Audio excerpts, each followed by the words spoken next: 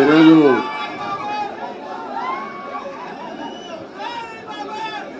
మొట్టమొదటిసారిగా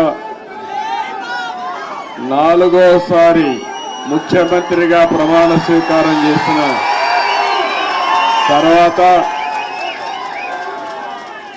హైదరాబాద్కు వచ్చాను. ఎన్టీఆర్ ట్రస్ట్ బిల్డింగ్కి వచ్చాను. నా ఆత్మీయులందరినీ ఒకసారి కలిసి అభినందనలు తెలియజేయాలి, కృతజ్ఞతలు తెలియజేయాలి అనే ఉద్దేశంతో ఇక్కడికి వచ్చినప్పుడు మీరు చూపించే అభిమానం చూస్తా ఉంటే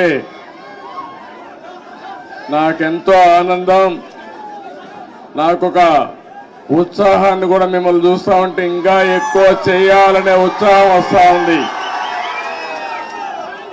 వేదిక పైన వేదిక ముందర ఉన్నటువంటి నాకు ప్రాణ సమానమైన తెలుగుదేశం పార్టీ కుటుంబ సభ్యులందరికీ పేరు పేరున మనస్ఫూర్తిగా నమస్కారాలు, అభినందనలు. ఈరోజు ఇక్కడ మొన్న ఎలక్షన్లో కూడా మనం పోటీ చేయలేదు, కానీ కార్యకర్తలు చూస్తే ఎక్కడి నుంచి వచ్చారో నాకు తెలియదు, కానీ ఇంత పెద్ద ఎత్తున రాగలిగారంటే అది తెలుగుదేశం పార్టీ బలం. నేను వచ్చింది మీ అందరికీ కూడా, మీరందరూ ప్రత్యక్షంగా పరోక్షంగా నా గెలుపు కోసం పనిచేశారు ఆంధ్రప్రదేశ్లో. అలాంటి మీ అందరికి కూడా ధన్యవాదాలు, కృతజ్ఞతలు. ఒక్క విషయం మనం గుర్తుపెట్టుకోవాలి, మహానాయకుడు యుగ పురుషుడు నందమూరి తారక రామారావు గారు తెలుగుదేశం పార్టీ పెట్టింది ఈ గడ్డపైనే. ఆ రోజు ఆయన ఆలోచించింది ఏదో రాజకీయాల కోసం రాలేదు, లేకుంటే రాజకీయాల్ని అధికారం కోసం వచ్చి ఉపయోగించుకోవని రాలేదు. తెలుగు జాతికి అన్యాయం జరిగింది, నా జాతిని కాపాడుకోవాలని ఏకైక లక్ష్యంతో ఎన్టీ రామారావు గారు వచ్చారు. పార్టీ పెట్టిన విధానం కూడా మీరు చూశారు. ఎమ్మెల్యే క్వార్టర్లో ఆ రోజు ఏ విధంగా అయితే 10 మందిని కలవడానికి వచ్చాడు, వస్తే పెద్ద ఎత్తున ప్రజలు వస్తే అప్పటికప్పుడే తెలుగుదేశం పార్టీని నామకరణం చేసి అనౌన్స్ చేశారు. ఈరోజు కూడా నేను చూస్తున్నా మిమ్మల్ని అందరినీ, మిమ్మల్ని చూస్తా ఉంటే మళ్ళీ తెలంగాణ గడ్డ పైన తెలుగుదేశం పార్టీకి పూర్వ వైభవం వస్తుంది. అది స్పష్టంగా కనపడుస్తా ఉంది మీ ఉత్సాహం చూస్తా ఉంటే.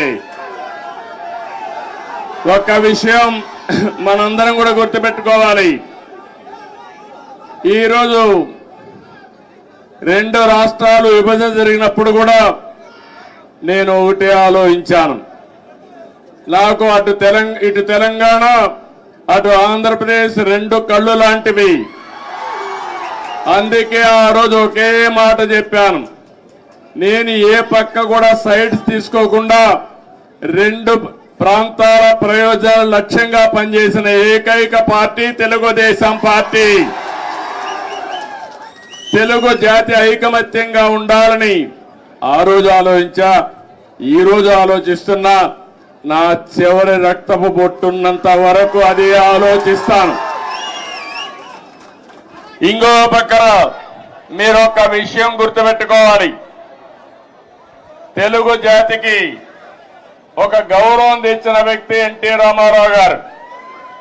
అంత మునుపు తెలుగు వాళ్ళందరినీ మదరాసి అని పిలుస్తా ఉంటే, కాదు తెలుగు జాతి ఒకటి ఉందని ప్రపంచానికి చాటి చెప్పిన ఏకైక నాయకుడు నందమూరి తారక రామారావు గారు. తెలుగు వారికి ఆత్మ గౌరవాన్ని తెచ్చిన నాయకుడు ఎన్టీ రామారావు. అనేక సమస్యలు తీసుకొచ్చాడు, 1-2 కాదు. ఒకప్పుడు తెలంగాణలో అయితే కరణం మున్సబులు పటేల్ పట్వారీ విధానం భయంకరంగా ఉంటే రద్దు చేసిన తర్వాత ఈ ప్రాంత ప్రజానీకం మాకు స్వాతంత్రం వచ్చిందని పండగ చేసుకున్న సందర్భం అది.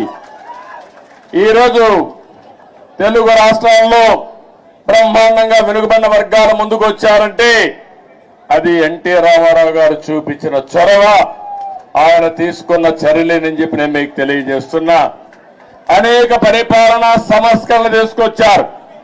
మొట్టమొదటిసారిగా దేశంలోనే సంక్షేమానికి నాంది పలికిన ఏకైక నాయకుడు నందమూరి తారక రామారావు గారు అని చెప్పి కూడా నేను మీకు తెలియజేస్తున్నా.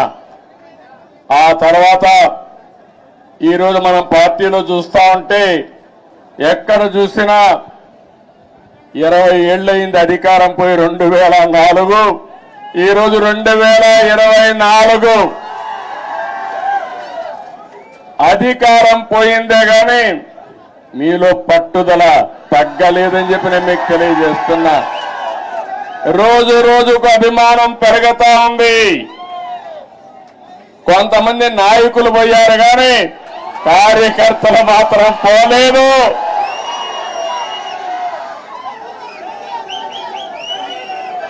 తెలుగు జాతి ఉన్నంత వరకు తెలుగుదేశం పార్టీ జెండా రెపరెపలాడుతుంది. ఇది ఎవ్వరు కూడా తుడిచి పెట్టలేరు.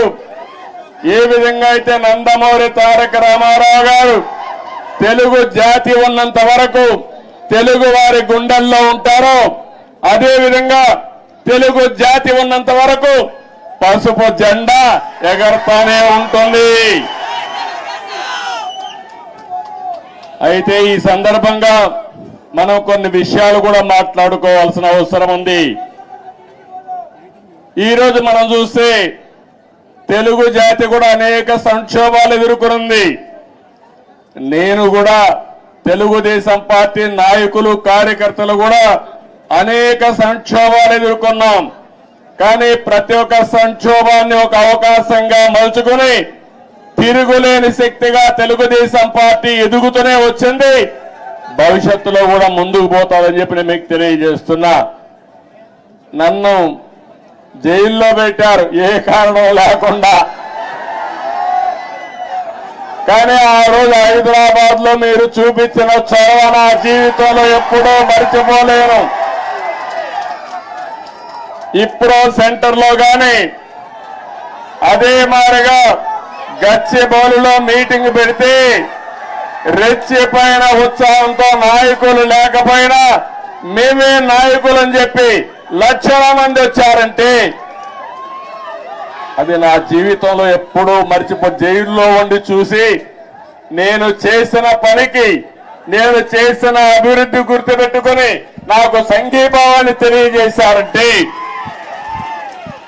ఆ రోజే నేను అనుకున్నా నా జన్మ చరితార్థకమని. ఇక్కడే కాదు, ప్రపంచం మొత్తం అన్ని 70-80 దేశాలు, ఆ దేశాల పేర్లు కూడా నాకు తెలియవు. కానీ తెలుగు వారు అక్కడికి వెళ్ళి 53 రోజులు రోడ్డెక్కి నిరసనలు తెలియజేశారు. ఇది మరిచిపోలేని అనుభవం అని చెప్పి నేను మీకు తెలియజేస్తున్నా.